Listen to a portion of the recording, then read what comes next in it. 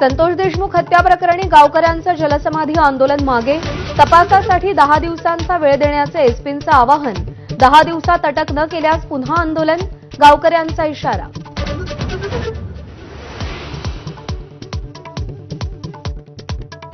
आत्मसमर्पणापूर्वी 22 दिवस वाल्मिक कराड नेमका कुठे होता? एबीपी माझाच्या हाती खडानखडा माहिती, सीआयडीनं चौकशी केलेल्या महिलेकडे काही दिवस मुक्काम.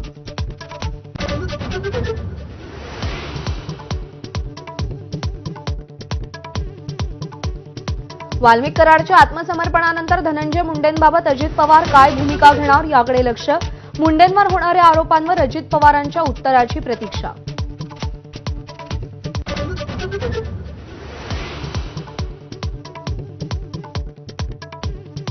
कोकणात ठाकरेंच्या शिवसेनेला मोठा धक्का बसण्याची शक्यता, माजी आमदार राजन साळवी पक्षाला रामराम करण्याच्या तयारीत, साळवी महिन्याभरात निर्णय घेणार असल्याची चर्चा.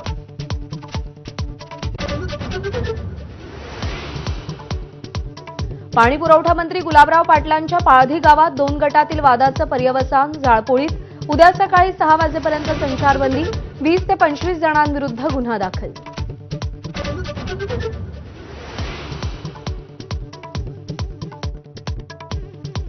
राजकीय लाभ घेण्यासाठी मंदिरांचा वापर नको, राष्ट्रीय स्वयंसेवक संघाचं मुखपत्र. पांचजन्याचेही सूर बदलले, सरसंघचालकांच्या भूमिकेचं जाहीर समर्थन.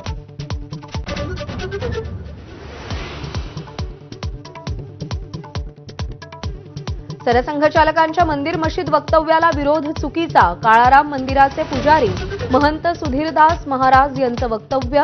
संघच अनेक वर्षांपासून हिंदू रक्षणासाठी आग्रही असल्याचा दावा, प्रयागराजच्या धर्मपरिषदेतही चर्चा अपेक्षित.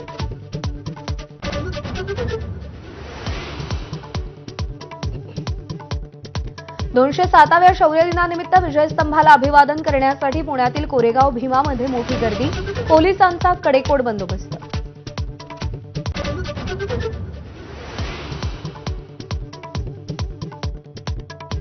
आजपासून राज्यभरातील सलॉन आणि ब्युटी पार्लरच्या दरामध्ये 20 ते 30% वाढ.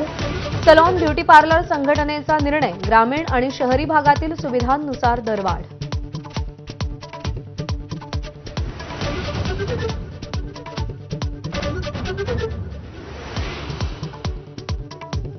दुपारच्या बातम्यांमध्ये आपल्या सगळ्यांचं